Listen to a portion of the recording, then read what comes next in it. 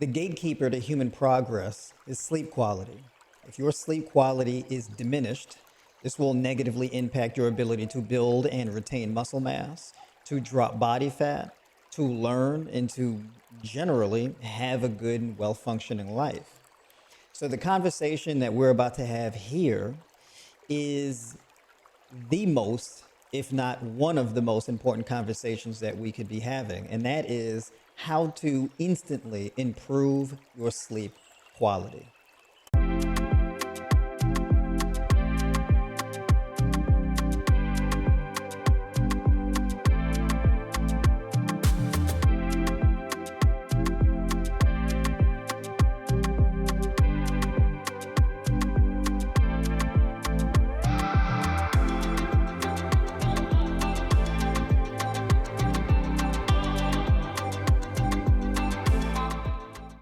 In my experience, the people who have the worst sleep quality often have the highest propensity to chronic illness, high blood pressure, high blood sugar, insulin resistance, type 2 diabetes, autoimmune disease, whether it be lupus, Guillain-Barré, Hashimoto's, MS, etc. All of these things, even obesity and difficulty building muscle, all go back to diminished sleep quality. Okay. Now you can actively track your sleep quality not just by paying attention to how you feel when you wake up in the morning and your general energy level, but also there are devices that can measure your sleep quality, right? That can be a Whoop, an Oura Ring, or a Fitbit, for example. That would give you an actual number as a score to determine your sleep quality. Now, people often try to fix this problem with sleep quality by taking, let's say, supplementing with melatonin or some type of sleep aid like this. And as a result, these types of sleep aids, these shortcuts lead to even more fatigue, increased anxiety and depression. These things lead to heart palpitations, headaches, high blood pressure, nightmares. So there's an endless list of side effects of taking these kinds of shortcuts. Melatonin is a hormone that is produced in your body on its own. As a general rule, it is a very good idea to avoid taking hormones, exogenous hormones, as much as possible, and instead relying on producing those beneficial hormones endogenously within your body through natural means, supplementing with amino acids, vitamins, minerals, and of course, having a diet that is specifically geared towards improving your sleep quality as much as possible. And there's a variety of different ways to do that. Now, to start, we got to talk about diet. Diet is the substrate for good sleep quality. And there's key factors in your diet that you really need to pay attention to and adequately leverage. Reversing of dehydration. Dehydration is one of the primary causal factors of poor sleep quality, as well as high blood sugar, blood pressure, and all those types of things that have these compounding effects that diminish your sleep quality. So, drinking water, yes, that's important, but a really good way to hydrate yourself is by eating water-rich foods. Now, I'm a big proponent of a fruit-based diet or a fruit-dominant diet, where the overwhelming majority of your food is fruit. When I say majority, I mean by weight, so the actual density or the weight of the food. Now, fruits aren't necessarily that high in calories, but they are very rich in water. Fruits typically are around 80 to 90% water. Bananas are a bit different, they're around 70 to 80%. But if you eat an abundance of fruit, this goes a long way towards not just hydrating your body, but also giving your body an abundance of electrolytes, which have very beneficial results on your brain function, hydration levels, blood pressure, blood sugar, nervous system function, etc. And when you have this long, sustained, positive balance of energy throughout the day and hydration, this carries over to better sleep quality as well. Next up, we got to talk about carbohydrates. Now, carbohydrates are the primary source of energy for the human body, specifically and especially your brain, along with everything else. Now, carbohydrates break down into glucose. Your brain uses about 24 to 25% of all the glucose that you consume throughout the day, or all the carbohydrates that you consume throughout the day. Now, these carbohydrates are good to have in abundance. Now, we already know that when you consume carbohydrates, 24 to 25% of that is used by your brain, but then you also have your skeletal muscle tissue. Your skeletal muscle tissue makes up half of your lean mass. And each kilogram of muscle tissue can hold around 15 grams of carbohydrates, right, per kilogram of lean mass. And then the rest fuels your vital organs, right? Your liver, pancreas, kidneys, everything, right? Straight across the board. So the carbohydrates are extremely important for maintaining adequate levels of energy throughout the day as well as hydration. Glucose and water have this codependent relationship where they're bound together and shuttled into your cells and stored inside your cells in a particular ratio. So every one molecule of glucose stored inside your muscle tissue or any tissue in your body gets stored as glycogen. And for every one molecule of that glycogen, you get 3 molecules of water that is also stored inside the cells. Now, inside the water, going back to hydration, water is the primary mechanism that is utilized to get oxygen into your cells, right? Water acts as a transportation mechanism. So dehydration leads to a shortage of oxygen. A shortage of oxygen and water, as well as glucose, is very terrible. It feels like a massive headache bordering on a migraine, or it could even be a migraine. Sound sensitivity, light sensitivity, lethargia, brain fog, shortness of memory, etc. And that can go throughout the entire day and lead to things like insulin resistance, high blood pressure, kidney disease, a whole cascade of harmful effects. So this is why that water combined with the carbohydrates is so important. You have to keep your vital organs fueled adequately in order to maintain a positive oxygen balance, just going to all of your cells and keeping everything alive. Without that oxygen, you go into catabolism. Those cells start to die off. The oxidative stress increases.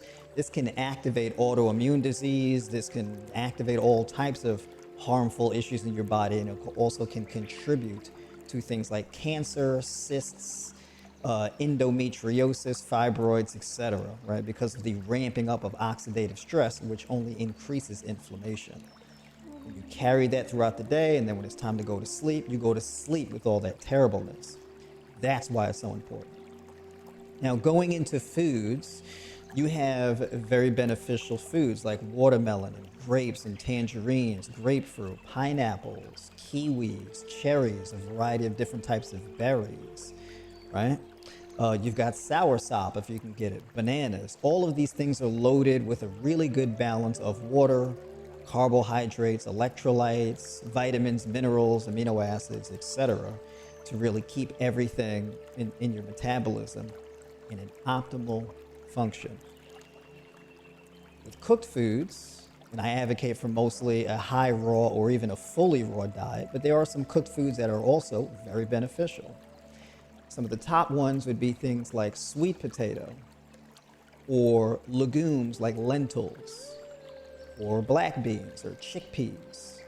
Then there's things like oats, quinoa, buckwheat, or kasha, which is toasted buckwheat. These are some of my personal favorites. Now, of course, with the kasha, you can just soak it in water and it expands to about 4 times the size. You don't really have to cook it or anything. So it's really convenient to eat in that way. And then, of course, with oats, you can get rolled oats and soak them overnight and have overnight oats. You don't even really have to cook those either.